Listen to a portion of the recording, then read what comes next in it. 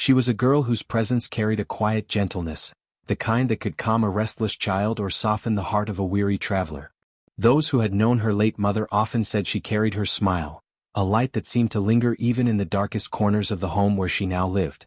Her mother had been her comfort, her shield, and her teacher, filling her young life with warmth, stories, and lessons of kindness. But when her mother passed away, the warmth seemed to vanish with her, leaving the girl stranded in a house that no longer felt like home. The silence after her mother's last breath was heavy, and though she still tried to keep that light of kindness alive, it often flickered in the shadow of the cruelty that began to define her days. Her stepfather, once a man who kept his distance, now saw her as nothing but a burden he had no wish to carry. He would mutter under his breath about how useless she was, how she ate food she didn't deserve, how she was another mouth to feed when times were already hard.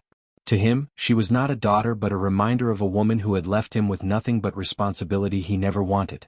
What little affection he may have shown her mother had turned into bitterness toward the child she left behind. His eyes, which should have looked at her with some sense of duty or compassion, instead held resentment, as though every gesture she made, every step she took, was an offense. The girl, though, had not inherited bitterness.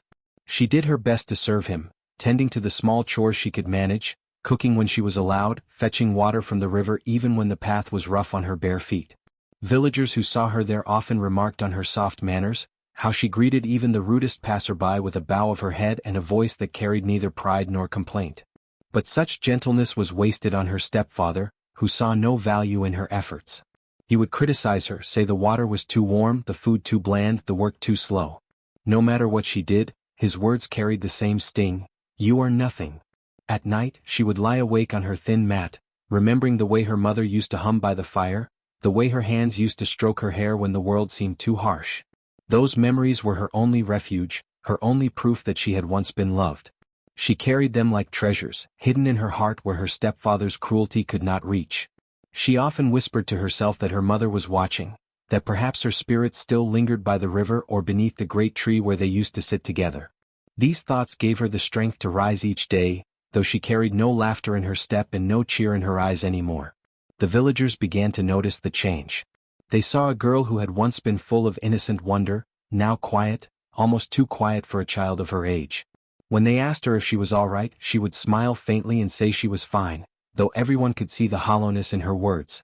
No one dared to interfere openly with the matters of her household, but whispers grew, whispers of pity for her, and whispers of scorn for the man who treated her so harshly. Still, the stepfather did not change. His cruelty seemed only to deepen as time passed, as though her very presence poisoned his air. What made it worse was the way he spoke of her when others were near. He would complain loudly that she brought no fortune, that she drained his resources, that perhaps he would be better off without her. The words cut sharper than any slap, because she knew they were not just anger spoken in the moment, they were truths of how he saw her, how little he valued her life. She was not family to him, not blood, not worthy of care. She was a weight he longed to be rid of. And yet, despite everything, she held on to her mother's lessons. She never raised her voice, never cursed him under her breath, never showed the world the deep ache she carried inside. Her kindness was her only shield, though it was thin and fragile against the storm of his cruelty. In her heart, she believed the earth itself knew who she was, that the wind, the river, the soil beneath her feet would remember her as her mother's child. It was that belief, fragile yet steady, that allowed her to endure the long days of labor, the nights of loneliness, and the endless sting of words meant to break her. She was innocent, undeserving of the suffering placed upon her, but in her quiet strength, she carried something her stepfather could not see. For while he believed she was nothing more than a burden, the world itself was watching, waiting, holding its breath for the day when his cruelty would be measured against her innocence, and the balance would not favor him. Each morning began before the sun had even touched the rooftops of the village. While other children her age still curled under their blankets, dreaming in safety, she was already awake, sent stumbling into the dark by her stepfather's harsh voice. The fire had to be rekindled, water fetched from the river, the courtyard swept, and food prepared, all before he even considered stirring from his mat. She would carry heavy gourds of water, her thin arms straining, her bare feet sinking into the cold, wet mud. Sometimes the weight was too much and she stumbled, spilling some of it, only to be met with a slap across the face or a cruel lash of words that burned deeper than the sting on her skin. The food she prepared was never enough for him. He ate first and ate plenty, leaving scraps behind for her. On some days there was nothing left at all, and she went to bed with her stomach aching, clutching it tightly as if pressing it would make the hunger easier to bear. Her body grew thin, her face hollow, but she never complained. Hunger became a quiet companion, gnawing at her insides while she worked in silence. If anyone asked why she looked so frail, she would smile faintly and say she was fine, hiding the truth as though her suffering was a secret she had no right to share. Chores filled every corner of her day.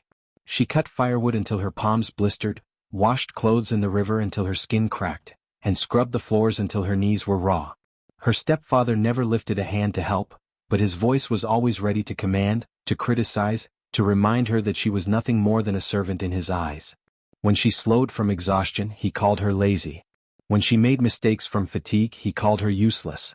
And when she did everything right, he still found fault, accusing her of being ungrateful or cursed. What hurt most was not the work or the hunger but the words. Words that told her she did not belong, that she was a burden, that even her mother's memory could not shield her from his disdain. He never spoke her name with affection, never offered her a kind gesture. To him she was not a daughter. She was a tool, and even that word gave her more dignity than he thought she deserved. But behind his cruelty, a darker desire was growing. Greed began to take root in his heart. He was a man who loved wealth and comfort but despised hard work. As he watched her growing into a young woman, he began to think less of her as a child under his care and more as an opportunity. She was no longer just a burden, she was a way to gain something for himself. His mind turned to schemes, whispering thoughts of how her existence could bring him profit if only he played his hand right. He started to drop hints when he spoke to others in the village. "She eats much but brings little," he would say with a sneer. "Maybe one day she'll at least fetch something worthwhile in return." Some laughed uneasily at his words, while others frowned, sensing the danger in them. But no one dared confront him directly. He was a man with a sharp tongue and a temper, and besides, it was not uncommon in those days for young girls to be bartered off like goods. The girl herself felt the change in his gaze. It was no longer just full of anger or disdain. There was calculation in it now, as if she were a coin in his hand he had yet to spend. She did not fully understand his thoughts, but she knew that her life was shifting into a darker path. The heavy chores, the hunger, the endless insults, these were no longer enough for him. His greed demanded more. Even so, she continued to endure, clinging to the lessons her mother had taught her about patience and gentleness. She whispered her prayers by the river, speaking to the water as if it carried her words to the spirit of her mother. She told herself that the earth saw her struggles, that the wind and the soil knew her suffering. Though she felt alone, she believed she was not forgotten. But in the shadows of her home, her stepfather's plans grew sharper. He looked at her not as family, not even as a servant, but as a possession waiting to be exchanged. To him she was no longer just a girl. She was a means to wealth, and he would not hesitate to use her to fill his greedy hands. Word of the riverbank often carried whispers that made villagers uneasy. Travelers and strangers passed through, men with hard eyes and heavy purses, men who asked strange questions about girls, about youth, about beauty. Most people avoided them, fearing their intentions, but some who were desperate for coin turned a blind eye. It was said that these men paid well, that a girl could be traded for enough money to fill a house with food and clothes. Most dismissed it as shameful gossip, something too cruel to even consider. But to her stepfather, greedy and heartless, it was an idea that quickly planted itself in his mind and began to grow. He first heard it one night as he sat at a drinking place with other men, his ears sharp for anything that smelled of wealth. They laughed and boasted, trading stories about how strangers from faraway towns would give good payment for a girl of certain age. While others chuckled nervously and shook their heads, he stayed quiet, his thoughts turning darker with each word. By the time he stumbled home, the seed of a plan had already rooted deep inside him. When he looked at the girl the next morning, he no longer saw the thin figure working tirelessly with bruised hands. He saw coins. He saw food, drink, and clothes that could be his if only he was clever enough to trade her away. The love of wealth burned so strongly that he managed to convince himself that she was nothing of value on her own. He reminded himself again and again that she was a burden, a mouth to feed, a curse that his late wife had left him. "Why should I keep her?" he muttered under his breath as he watched her scrub the floor, "when she could buy me everything I want?" Over the days that followed, he sharpened his plan. He would lead her to the riverbank, to the strangers who waited there with restless eyes and heavy bags. He would speak of her as if she were no different from an object, a pot or a basket to be traded. The thought filled him with satisfaction. To him it was not betrayal but justice. In his twisted mind, she deserved it for being born into his household, for taking his wife away from him, for being a reminder of everything he resented. Whenever she tried to speak kindly to him, offering him food or water, he turned his face away, unwilling to let her voice shake his decision. Whenever she bowed her head and carried out his commands without complaint, he scowled, convincing himself her humility was false, that it was another reason to despise her. The more she showed her patience, the more he hardened his heart, telling himself that kindness had no value. Only gold mattered, only wealth, only what he could hold in his hands. At night he dreamed of what he would do with the payment. He imagined walking through the village in new clothes while others looked on with envy. He pictured himself drinking until his belly was full and his tongue loosened with laughter. He thought of standing taller than the men who once mocked him for his poverty, now able to sneer back with pockets jingling with coin. In these dreams, the girl was gone, erased from his life, replaced by the wealth her disappearance had bought him. To strengthen his resolve, he repeated lies to himself. "She is worthless," he whispered. "She brings nothing but misfortune. Better she go with strangers than rot in my house." These words became his shield, protecting him from any remaining flicker of conscience. If a memory of his late wife's kindness ever surfaced, he smothered it quickly. He told himself she would have wanted him to survive, to have comfort, even if it meant selling the very child she had left behind. He even began to prepare the girl without telling her. He forced her to eat less so she would appear fragile, the kind of vulnerability he believed the strangers wanted. He gave her harsher tasks, making her body weary so she would not resist when the time came. And when she looked at him with her quiet, patient eyes, he avoided her gaze, for even in his cruelty, something in her softness made him uncomfortable. But he would not allow discomfort to weaken him. Finally, the day approached when he knew he would carry out his plan. He woke early, restless, pacing as though the house could no longer contain him. The river called to him in his mind, the promise of coins louder than any voice of reason. He looked at her as she bent over her chores, her hair loose around her face, her hands raw from work. In that moment he did not see a child who deserved care. He saw a prize he was about to exchange for riches. His lips curled into a bitter smile as he whispered to himself, "By tonight she will be gone. And I will be free." What he did not know was that the river he trusted to deliver him wealth had its own secrets, and that the strangers he planned to trust were walking into a fate far greater than anything he imagined. The riverbank shimmered with the light of afternoon, its waters slow and heavy as though the current itself carried secrets too dangerous to share. The girl walked behind her stepfather, her bare feet pressing into the damp earth, her heart pounding with unease she could not name. She had asked where they were going, but he had only muttered for her to stay quiet and keep pace. His shoulders were tense, his steps quick, and though she did not yet understand, some part of her soul whispered that danger was near. When they reached the clearing near the river's edge, figures emerged from the mist. Strangers. Tall men with cloaks that hid much of their faces, their voices low and guttural, speaking a tongue the girl did not fully recognize. They carried bags that clinked with coin and baskets heavy with goods, cloth, salt, and trinkets from distant lands. Their eyes moved quickly, assessing everything, but when they fell on the girl, their stares lingered, sharp and unsettling. Her stepfather stepped forward, forcing a grin. "You came as promised," he said, his voice carrying both eagerness and fear. One of the strangers opened a small pouch and let the coins spill through his fingers. The dull gold caught the light, shimmering like fire. The stepfather's eyes widened, and he licked his lips unconsciously, like a man who had not tasted food in weeks. The stranger gestured toward the girl with a nod, then toward the coins again, making the bargain clear. The girl froze as the truth dawned. Her stepfather wasn't here to protect her. He wasn't here to trade goods or seek help. He was here to sell her, like an animal at market, like an object with no name. Her breath caught, and she stepped back instinctively, her hands trembling. "No," she whispered, her voice shaking. "Please, father, no." But his eyes did not soften. Instead, he turned sharply and hissed, "Silence. You will do as I say." His hand gripped her arm so tightly that she winced, her small frame pulled forward until she stumbled into the clearing. The strangers moved closer, one producing a folded cloth of brilliant color, another lifting a sealed jar of wine, another tossing a few more coins onto the growing pile at the stepfather's feet. Each gift was meant to seal the deal, to tempt, to erase any hesitation. And it worked. The man's breathing grew shallow, his greedy eyes darting between the girl and the glittering wealth. "Take it," one of the strangers growled in broken words of the village tongue. "Yours, for her." The girl fell to her knees, tears rushing down her face. "Please don't do this," she begged. Her voice was raw, trembling with desperation. "I will work harder, I will obey, just don't leave me with them." For a moment there was silence. Even the river seemed to pause as though waiting to see if mercy would win. But her stepfather only yanked her upright, shoving her toward the strangers. "You are nothing but trouble. Do not shame me further with your whining." Her lips quivered as she turned her gaze upward to the sky, whispering a prayer to her late mother.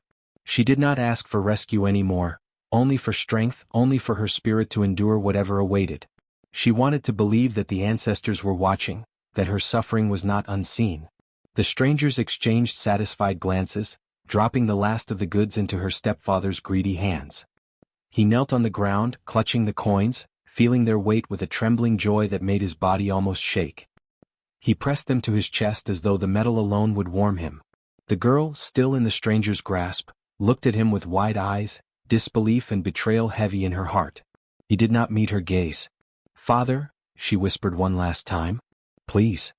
But he turned away, pocketing his wealth, pretending he had no daughter, no duty, no blood tied to hers. In his mind she was already gone, already erased.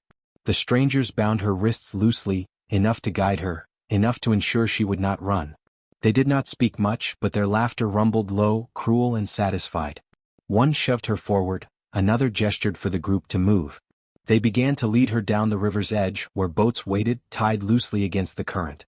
The stepfather stayed behind, kneeling in the dirt, gathering his goods like a scavenger finding treasure.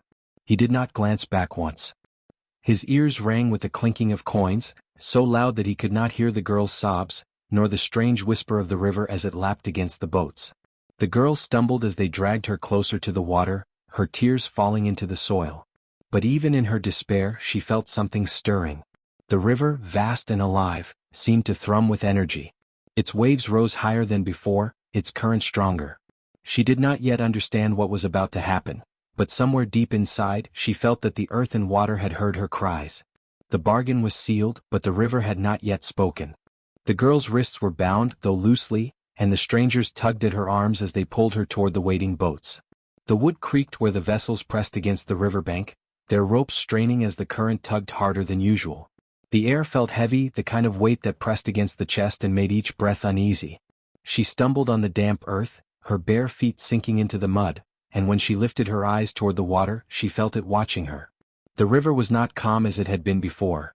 It shivered as though some giant beneath its surface had stirred from sleep. The strangers did not notice.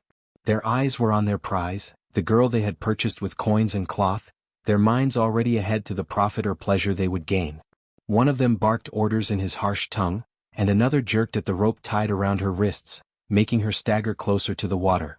The girl lifted her face to the wind, and it was then she noticed something strange. The breeze carried no coolness from the river, only a restless hiss, like the exhale of a voice that wanted to be heard. Ripples spread from the center of the river, not caused by any stone or boat, but by something deeper. They rolled outward in perfect rings, unsettling the reflections of trees and sky. Fish leapt suddenly, not in play but in panic, scattering as though fleeing a predator. The strangers muttered among themselves, looking briefly at the disturbed water, but they dismissed it, pulling her closer. The girl, however, felt her heart pounding harder, her fear blending with an odd flicker of hope. Her eyes widened as the ripples grew larger. The ropes tying the boats to the shore began to strain and snap, threads breaking one after another. The boats rocked wildly, slapping against the riverbank. The girl could not look away from the water. It did not move like an ordinary river, it pulsed, it breathed, it glared with an invisible presence. The strangers cursed, one planting his foot on the bow of a boat to steady it. Another spat on the ground as though mocking the water, but even in his defiance his hand trembled.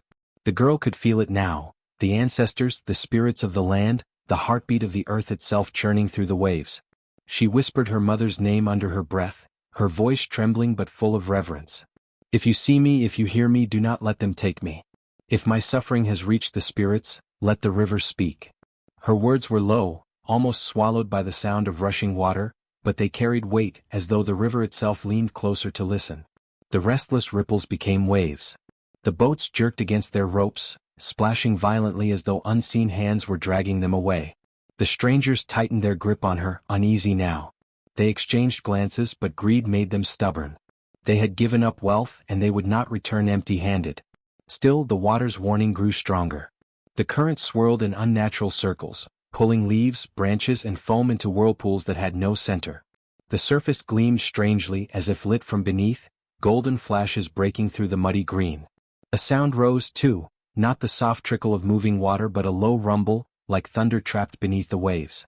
The girl's tears fell freely, but she no longer cried only from fear. Something inside her told her she was not alone. For every insult, every chore, every lash of cruelty she had endured, the river had been watching. Now it stretched its arms, restless and waiting for a moment to strike. The strangers pulled her forward again, more roughly this time, muttering nervously as the river roared louder. She nearly fell, but she caught herself, standing still for a moment, staring into the restless depths. The wind picked up, lifting her hair and carrying it like a banner. Her chest rose and fell as though she were breathing in the river's strength itself. One of the men shouted angrily at the others, gesturing at the boats that refused to stay steady, that seemed to resist being entered. But before he could step closer, the ground beneath them trembled faintly. A vibration spread through the mud, through the stones, through the girl's bare feet, as though the land itself shared the river's anger.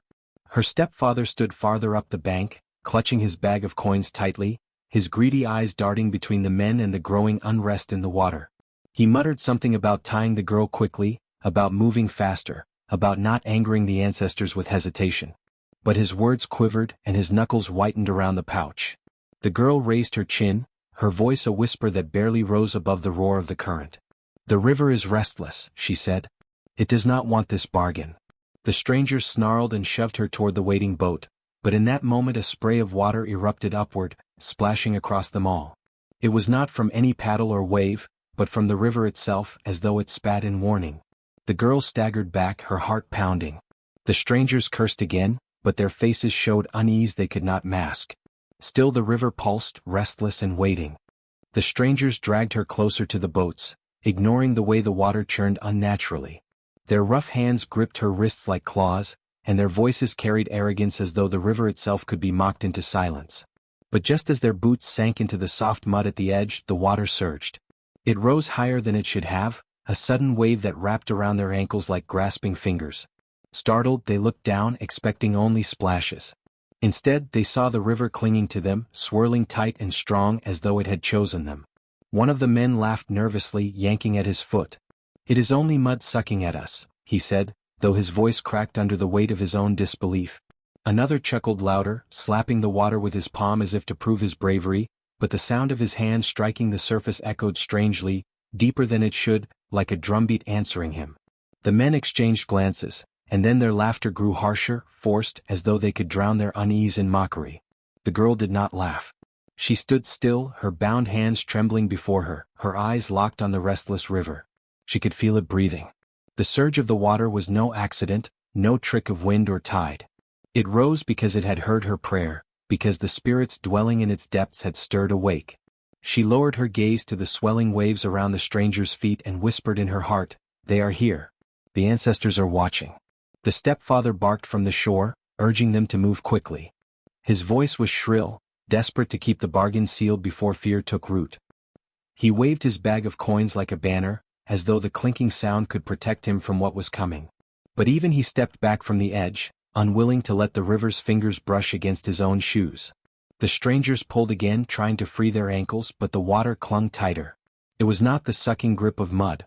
It was deliberate, a cold hand dragging them down. They laughed again, but this time the sound was hollow. "It is nothing," one insisted. "The girl is frightened, but we are men. We are strong." Yet his eyes betrayed him, darting toward the depths where the water grew darker and darker, as though something enormous waited just beneath the surface. The girl shivered, not from fear but from awe. She lifted her face toward the sky, and the wind brushed against her skin like a mother's hand. She knew the spirits had chosen this moment to reveal themselves. For years she had suffered in silence, carrying heavy loads, enduring insults, eating less than scraps. Every cruelty had been witnessed, every tear noticed. And now the river itself rose to answer. One of the men tugged harder, his foot jerking free at last. He laughed triumphantly, but the sound died in his throat when he saw his ankle ringed with a strange mark, a red welt shaped like a coil. He rubbed at it, muttering about leeches, though no creature clung to his skin. The second man, still trapped, shouted for help. His companion bent to pull him free, but the water rose higher, swallowing both his legs in a single gulp. They staggered, nearly toppling, and for the first time their bravado broke into shouts of alarm. The stepfather called to them, but his voice carried no courage. He stayed far from the edge, clutching his coins, unwilling to step closer. His greed had blinded him to the truth, that this was no ordinary bargain and no ordinary girl. He told himself it was a passing storm of the river, a trick of nature, nothing more. But his hands shook so violently that the bag of coins jingled like a rattling drum. The girl looked at the men, then at the restless water. Her lips moved silently, forming words that only the spirits could hear. If this is the moment of justice, let it be known. If their hearts are wicked, let the river speak. She did not shout. She did not cry. Her prayer was small, but it pulsed with strength, carried on the breath of the ancestors who now stirred the waves. The strangers' laughter grew fainter as the water's grip tightened. One cursed and spat, blaming the girl, calling her a witch. Another tried to mock her, but the words choked in his throat as the current pulled harder. Their arrogance faltered in the face of the river's strength, and fear crept into their eyes. The girl stood still, her bare feet rooted in the mud, the wind lifting strands of her hair across her face. She knew what they could not admit. This was the first sign. The river had risen not in randomness but in warning. The ancestors had stretched their fingers into the world of the living, snatching at the ankles of the cruel. The strangers tried one last time to laugh, forcing sound into the air, but it was thin and weak. Their voices trembled. Their hearts knew what their mouths would not speak. The river was alive and it had chosen its prey. The river had grown restless before, but now it roared with fury. The surface, once a gentle flow, rose in swelling waves that smashed against the banks like angry fists. The air trembled with the sound, deep and unyielding, as if the earth itself had joined the river in its rage. The girl stood frozen, her heart pounding, watching the strangers struggle in vain against a power they had mocked only moments before. The first wave struck them hard, drenching their clothes and knocking one man to his knees. He cursed, sputtering, but before he could rise, the water surged again, pulling him deeper. His companions shouted, thrashing wildly, their laughter now gone, replaced by screams that tore through the air. They clawed at each other in desperation, their arrogance dissolving as they realized the river did not play, it punished. The stepfather shouted from the shore, waving his hands wildly. His words carried no courage, only panic. "Pull her. Pull her with you," he cried, his greed sharper than his fear. But the men could not hear him over the crash of water, and even if they could, they had no strength left to obey. The river had them and it would not let go. The girl stumbled backward, her feet sinking into the mud, her wide eyes locked on the scene. She should have been terrified, but what she felt was stranger, an awe that held her still. The spirits were not only answering her suffering, they were declaring her innocence, tearing down the wickedness of those who thought they could trade her like a goat at market. The waves rose higher, white foam churning around the men's shoulders as they flailed. Their heavy gifts, the bags of coins, the carved trinkets, the fabrics they had offered as price for her, slipped from their grasp and tumbled into the depths. The treasures glimmered briefly under the surface before vanishing into the dark, as though the river itself swallowed the bribes along with the buyers. Wealth, power, arrogance, it all drowned alike. One man's scream cut through the chaos, high and broken, before it was silenced by a wave that dragged him under. Another tried to cling to the boat, but the current snapped the rope loose, sending the vessel spinning away like a leaf in a storm. His cries echoed once, twice, and then the water swallowed him whole. The last of the strangers gasped for air, his eyes wide with disbelief. He turned toward the stepfather on the bank, his mouth opening as if to plead. But before any words came, the river surged again, wrapping him in a whirlpool that dragged him down, his scream bubbling into silence. Only ripples remained where he had stood. The stepfather staggered backward, his coins clutched so tightly the bag tore. Silver and copper spilled across the ground, tinkling like falling rain. His greed had driven him to this bargain, but now the weight of it turned to ash in his hands. His breath came in gasps, and for the first time he looked at the girl not with anger or disdain but with raw fear. The girl did not move. She stood tall, though her body trembled, her bound hands limp at her sides. Her gaze was fixed on the waves, watching as they slowly began to calm, though their anger still lingered in the air. It was as if the ancestors had spoken through the river. "This girl is not yours to sell. Her life is not a coin to be traded. A silence fell, heavy and unshakable. The only sound was the rush of water as it settled back into its course, carrying with it the screams, the wealth, and the arrogance of the men who thought themselves untouchable. The boats were gone. The strangers were gone. All that remained was the girl on the shore and her stepfather clutching torn fabric and useless coins. For a long moment neither spoke. The girl's chest rose and fell with steady breaths, her fear replaced by something stronger, a quiet certainty that she had been seen, protected, chosen. She lifted her chin slightly, the weight of years of mistreatment sliding off her shoulders like water. The stepfather's lips quivered, his voice breaking into a whisper. "Witch," he muttered, though the word had no power. It was not witchcraft that had drowned the men, it was justice. He stumbled back another step, clutching his torn bag as though the coins spilling from it might shield him from the judgment of the river. The girl lowered her eyes, not to hide but to honor. In her heart, she whispered a prayer of thanks. To the spirits, to the ancestors, to the river that had risen not for vengeance alone but for truth. She knew this was not the end of her journey, the world would not suddenly grow kind. But for the first time she was certain she was not alone. The river had spoken for her. The waves rolled gently now, the fury fading into rhythm once more as if nothing had happened. But the girl knew. The land knew. And the stepfather, trembling on the bank, knew. The river's wrath had not only swallowed the strangers and their wealth, it had left a warning that would echo for generations. No bargain made in cruelty will escape the eyes of the ancestors. The stepfather stood frozen at the edge of the riverbank, his chest heaving with ragged breaths, his eyes darting wildly across the rippling water that had only moments ago swallowed the stranger's whole. His hands still clutched the torn bag, the coins slipping through his fingers like sand. The metallic clinks echoed against the silence that followed the river's fury, each one a reminder of his greed. His lips trembled, muttering half-formed excuses, but no one was there to listen. Only the girl whose calm silence cut deeper than any accusation, and the river whose surface glimmered with the weight of unseen eyes. Panic surged through him, twisting his insides. He had betrayed blood for wealth. He had looked at his wife's daughter not as family, not as flesh bound by shared breath, but as a burden he could trade for coins and cattle. The realization slammed into him with unbearable force. He had sold away the last memory of the woman who once loved him, and now the river had risen to judge. He staggered backward, his legs clumsy, his mind screaming for escape. If he could run back to the village, if he could spin his lies quickly enough, perhaps he could survive. He had always been good at twisting words, always skilled at shifting blame. But as he turned to flee, the river stirred again. A surge of water rose suddenly at his feet, cold and biting, pulling the earth into a soft squelch beneath his sandals.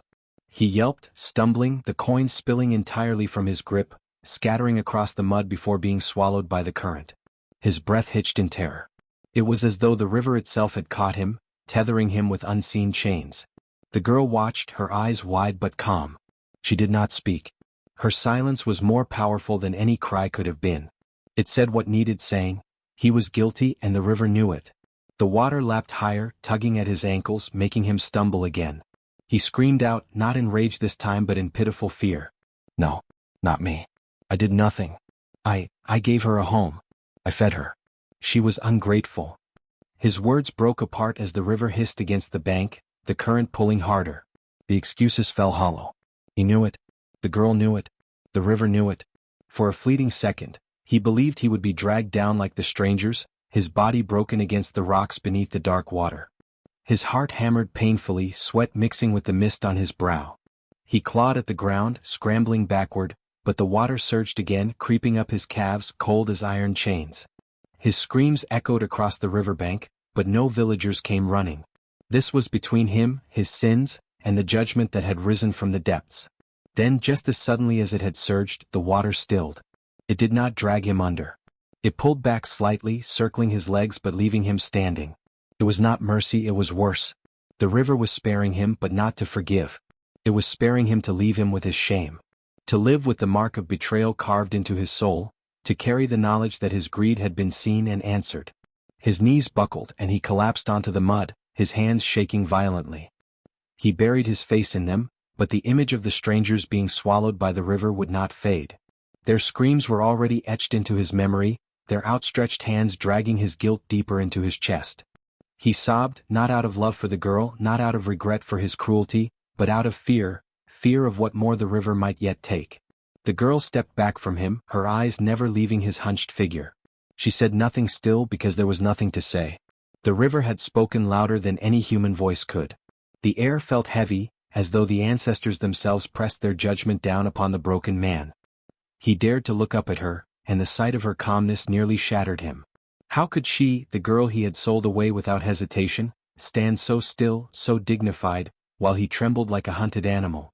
Her silence burned him more than curses would have. It reminded him that she had endured every cruelty he had hurled at her and still stood taller than him. The river lapped gently now as though mocking him. Each wave that touched his feet felt like a reminder, "We could have taken you, but we leave you to face yourself." He could already imagine the whispers of the villagers if they ever learned what he had done. No lie, no story could hide the truth forever. The girl would carry the blessing of survival, and he would carry the rot of betrayal. He stumbled to his feet, his legs shaking, and staggered backward from the water's edge. His chest heaved, and his eyes darted around as though shadows themselves accused him. His lips moved soundlessly, prayers tumbling out, begging forgiveness he knew would never come. The girl finally turned from him, walking slowly up the path, the mud clinging to her feet but no shame weighing her shoulders. Every step she took was quiet, dignified, untouchable. Behind her, the stepfather collapsed again, clawing at the earth, sobbing into the soil that had borne witness to his greed. The water stilled once more, calm and eternal, but its judgment lingered in the air. The stepfather had been spared the river's wrath only to face the heavier burden, the weight of his own terror, the stain of his betrayal, and the knowledge that blood cannot be sold without consequence. He remained crouched there, trembling, broken, and shamed, while the girl walked away, leaving him behind to drown not in water, but in the suffocating tide of his own fear. The river that had moments ago raged with fury now shifted into something entirely different as it cradled the girl within its currents. The water that had pulled the strangers under and risen in anger against her stepfather now wrapped around her like gentle arms. The surface smoothed, the violent ripples fading into a glassy calm, as though the ancestors themselves had decided the storm was over. She did not fight the river, she let it carry her, her body floating easily, her breath steady, her heart pounding but filled not with fear but with a strange peace. It was as if she had become weightless, lifted by something unseen but protective, something that had chosen her above all others. Her eyes turned upward, to the sky stretched out like a great expanse of freedom. She saw no storm clouds, no shadows. Instead, sunlight broke through the trees, reflecting on the water's surface so that it looked as though she floated on gold. The whispers of the river reached her ears, not in words, but in a rhythm that pulsed through her bones. She knew without being told that she was not alone. The ancestors were with her. The same river that had devoured the greedy had chosen to shield her. The water carried her past the rocks and reeds, guiding her away from the danger of the riverbank where betrayal had nearly claimed her life. Her stepfather's cries faded into the distance, muffled and meaningless against the quiet strength of the current. The girl felt no need to look back. What was behind her was cruelty, betrayal, and greed. What lay ahead was the promise of something new, something chosen for her. As she drifted, the current slowed further, almost like a great hand lowering her gently to the earth. The riverbanks grew softer here, lined with wildflowers that leaned toward her as though bowing in reverence. Even the birds seemed to sense what had happened, their songs carrying across the water like a hymn. The girl reached out her hand to the surface, and the river rippled beneath her touch, answering in silence, reassuring her that she had been seen, that she had been delivered. Finally, the river eased her toward a shallow bend where the ground rose up in a soft curve. Her feet touched the earth, not sinking into mud but resting lightly on firm soil. She rose slowly, her dress clinging to her but her steps graceful, her hair dripping with strands of water that glittered in the sun like strands of silver. When she stood fully, it was as though she had not been through danger at all. There was no bruise, no scratch, no wound. She was untouched, carried through fury and wrath and set down whole. The villagers who had followed from a distance, drawn by the commotion, gasped when they saw her emerge. They had heard the screams of the strangers and the cries of her stepfather, but here she was, walking out of the river unharmed. Her bare feet touched the grass, and the water that dripped from her toes seemed to shimmer like dew. Murmurs rippled through the crowd. She is blessed. She is chosen. The river knows her. The girl did not raise her voice, nor did she proclaim her innocence or her strength. She only walked with steady steps, her silence more powerful than any words. In her eyes there was no bitterness, no hatred for those who had wronged her. Only dignity. the kind of dignity that no cruelty could strip away. The river behind her seemed to sigh, its surface smoothing back into the ordinary flow, as if nothing extraordinary had happened. Yet everyone who had witnessed it knew the truth. The river had chosen to speak that day. It had spared the innocent and punished the greedy. It had carried her in its arms and lifted her from betrayal into deliverance. The stepfather, watching from the far bank, trembled as he saw her emerge. His chest clenched with terror as he realized there would be no lie he could tell to erase what the villagers had seen. The river had spoken more loudly than any words he could weave. Where he was broken and stained by fear, the girl stood whole, her spirit untouched. The girl's deliverance was not just survival, it was transformation. She had gone into the river as a girl betrayed, but she rose from it as someone marked by the ancestors, someone who carried the proof of divine favor in every drop of water clinging to her skin. The villagers lowered their eyes in respect as she passed, some kneeling instinctively, for they understood that no ordinary person could be carried unharmed through the fury of the river.